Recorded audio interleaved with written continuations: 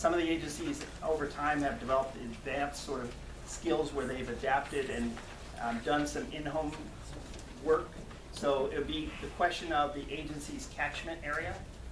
So I know that, that is there are a lot of kids placed out of county. There's And that, PCIT in other counties. and there is PCIT in other counties. If you look at the UC Davis webpage, you can go and get my email address. We've trained agencies in Ventura, and Santa Barbara, and Santa Ana, and Orange.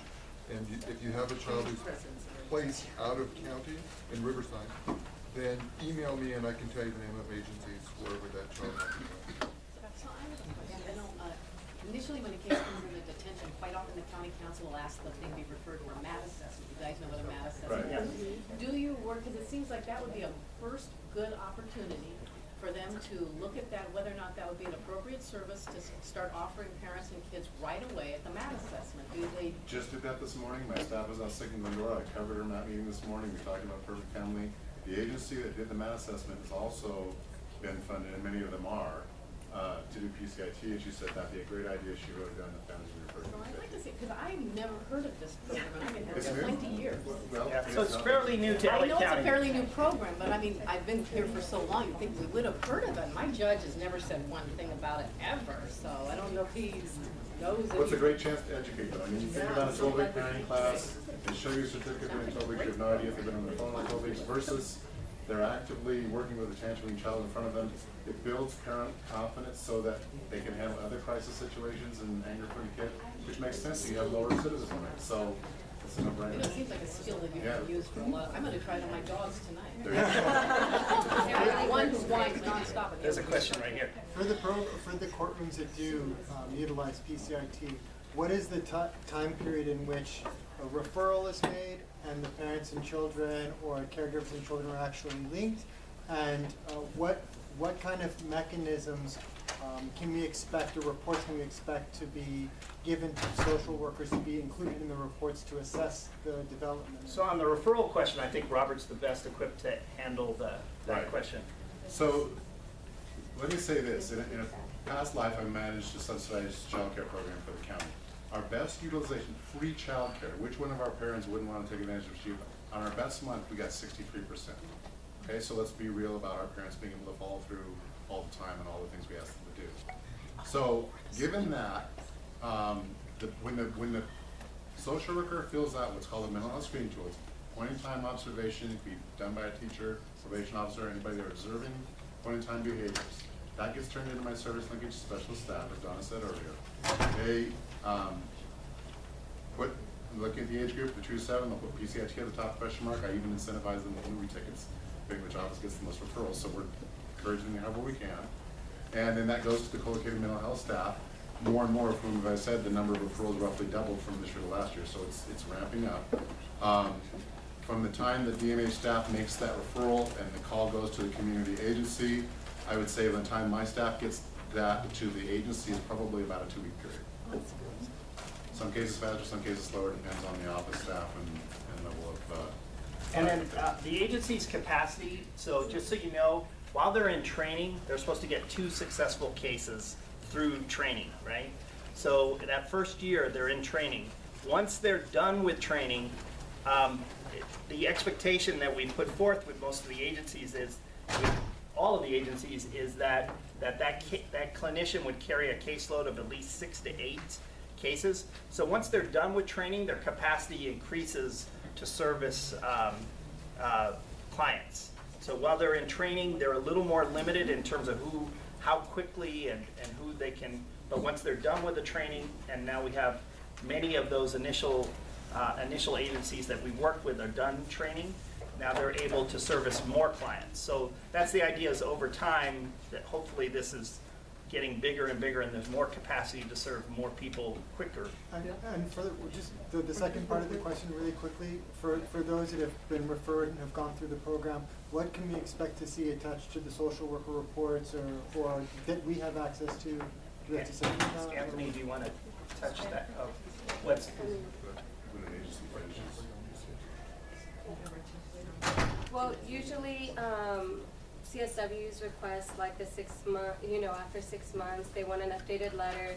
A clinician can include the data, like we give them measures such as the PSI, the parent stress inventory, the ECB. We can give them scores of the pre and mid-treatment, because in 6 months, depending where they are, post-treatment ECB scores and parent stress inventories. We can also give, of course, the standard, how much they've been participating in treatment and such, but. So there's no standard report? I think I mean, UC there's Davis has templates. set up a There's certain template, templates, a yeah, template that can be for the used, but not clinicians every to. clinician has that. Yes, no, it's online. It's Yeah, so online, but. UC Davis has a it's- template of Yeah, but what UC sort of Davis encouraging has different different agencies, agencies. here's how you can report to the court. So there's a template that they've developed to help the agencies give that kind of feedback for all the agencies.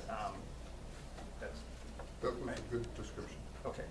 There's a question Sorry over if this there. question was asked and answered, but if somebody child in foster care, what determines once the referral is made whether the child starts with the foster parent or the bio parent? Because for children under 6 here, we're under 3 here, we only have 6 months. So if the kid starts with I'm sure it's been a concern echoed here today, when the kid starts in foster care, with your services from foster care, then, 2-3 months down the line, our report's gonna say the mom responded to the foster parent. The foster parents activate the parent by taking the kid to all of these different services for his needs. So is there any determination, hard line determination, or what, Do you guys want to? how can we ensure that our parents are getting the first look at the services as opposed to the foster parent? I just have to speak for our county, Sacramento County.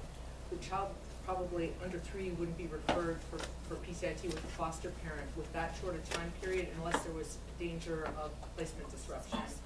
So really the goal would be to try and contain the child's behaviors and keep the child in that placement. And as soon as the parent starts working towards reunification and has some consistent time to spend with the child, then they can participate in these services. You see how active the parent has to be in the sessions. They're also expected to have some time outside of the sessions in order to practice and kind of develop the relationship.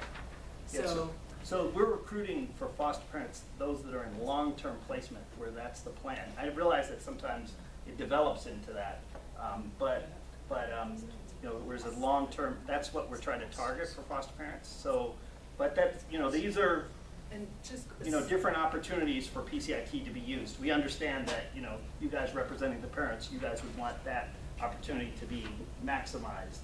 Well, and one thing, I don't think, even if the child bonded with the foster parent and that relationship looked pretty good, that shouldn't get in the way of the parent reunifying. No, I mean, Well, theoretically it should. It does in this court. It does. I mean, if the parent is working actively on reunification, I know you'd laugh, because life takes over, right?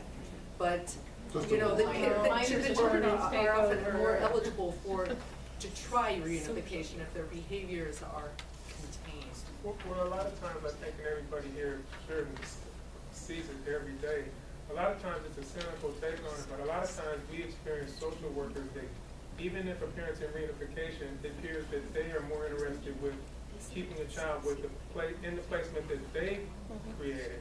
And they have relationships a lot of times with these foster parents. And so that's what we're kind of worried about. Is it going to be a situation where a worker can just put these services in place for the foster parents so as to accomplish the worker's individual goal? Once again, a cynical take on keeping the child away from the parent. And I would argue that's a serious problem. I mean, I have no difficulty. I would also add, if you do a month or 2 of a child in PCIT and foster parent, and then your parent is ready to go, there's nothing wrong with switching them from PCIT with a foster parent right into with your biological parent. And you should do that, absolutely, as soon as you can. And I would add one other thing, and that is that in PCIT, we don't evaluate the quality of the bond. So that there's no, from the evidence or what the therapist reports to the social worker, there's no way that they can make an assessment of the quality of that bond. It's the child's behavior problems that are improved. It's not, we don't report on the quality of the relationship. It's one of those things we observe. We observe parent skill gain and child behavior problems. So that helps. Bill? So there's another question on Are you guys working with Lost Aid Los Angeles DCFS directly? I am Los Angeles Yeah. DCFS. Yeah, we have an MOU with DCFS for this project. Because I know if you've worked in Sacramento, it seems in Sacramento, Yeah, yeah. So just to be clear on the role, UC Davis is our training partner for the county. They also do work in the Sacramento area. They have a PCIT clinic that they manage, and so they have the practical experience of, but they are our training, they're the statewide training entity for PCIT, and they are training our agencies in LA County, but they also have the experience of being in Sacramento County and delivering these services. So I that's, have know we're probably at experience time. with their agency in Sacramento County, and one big difference between Sacramento and LA County, just wonder if everyone's aware, is the different training that the social workers have. Where in Sacramento, they're almost exclusively have a graduate degree, an MSW, and I've actually had a couple of cases that had PCIT ordered in LA already, and there's just a big difference in how everything's handled, and I'm just curious if anything's being done to address that issue. I know we're pretty much at time. I just have a real quick follow-up question regarding DCFS Oh, and the okay. training. The training for DCFS has been, who's been trained? So we've been going out to we've gone to all the 19 DCFS offices. Who have you trained? We've gone to the general staff meetings. We've trained agencies, and then- providers, legal entities, they're And then- DOD contracted. Yeah, and then we're training the actual agencies that are on this list that are. The social workers, the case-bearing social workers. Yes, Are they trained? They've seen the same presentation you've seen. yeah, and just as I mentioned a few minutes ago, so we've gone to the offices where there's social workers, okay. And now we've communicated and offered and already getting some takers to go to the actual units in the offices. So supervisors and social workers, we're gonna be making See, that's presentations. what I was getting at, because those are the people that. you need to- Exactly. They haven't been trained yet. No, No, the RAs, those people have been trained, right? no, and You just said drill down to the no, actual- but many of those same people were at the first presentation You have in the 3,000 offices. workers or plus. So I'm just wondering, When you say, my concern is that we have all this training that happens all the time and different things. It doesn't get filtered down past the RAs, the No. supervisors. No, listen to me. It happens all the time, that the workers don't know anything about it. And I Probably all of agree. these people, except this one gentleman over here, probably haven't heard about PCIT. They didn't know about it. Right. The workers haven't been recommending it. So And I agree with you, that so many of our programs, that the workers, it's like they're inundated with different, different programs that don't know enough about any particular one. That's why we're drilling down to the actual unit level. Okay, great. Yeah, so for us, just in conclusion, we really appreciate the opportunity to talk with you. It's an ongoing process of making people aware. We definitely want to hear from you in terms of ways that we can make this more sensitive to the populations that you're working with. But I think we're just trying to get the word out, trying to get utilization, and we hope that you guys can help get some of those 11,000 kids, 0 to 5, because right now we're only penetrating about 10%.